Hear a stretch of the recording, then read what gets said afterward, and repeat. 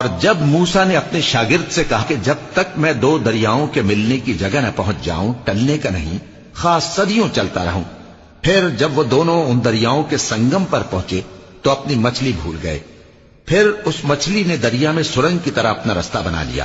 جب آگے چلے تو موسیٰ نے اپنے شاگرد سے کہا کہ ہمارا کھانا لاؤ، اس سفر سے ہم کو بہت تکان ہو گئی ہے۔ اس نے کہا کہ بھلا آپ نے دیکھا کہ جب ہم نے اس چٹان کے پاس آرام کیا تھا تو میں مچھلی وہیں بھول گیا، اور مجھے آپ سے اس کا ذکر کرنا شیطان نے بھلا دیا، اور اس مچھلی نے عجیب طرح سے دریا میں اپنا رستہ بنایا۔ موسیٰ نے کہا یہی تو وہ مقام ہے جسے ہم تلاش کرتے تھے۔ تو وہ اپنے پاؤں کے نشان دیکھتے دیکھتے لوٹ گئے۔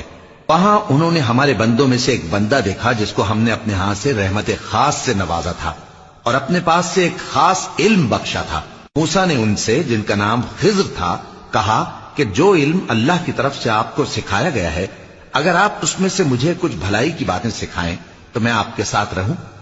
خضر نے کہا کہ تم میرے ساتھ رہ کر صبر نہیں کر سکو گے، اور جس بات کی تمہیں خبر ہی نہیں اس پر صبر کر بھی کیسے سکتے ہو؟ موسیٰ نے کہا اللہ نے چاہا تو آپ مجھے صابر پائیے گا، اور میں آپ کے ارشاد کے خلاف نہیں کروں گا۔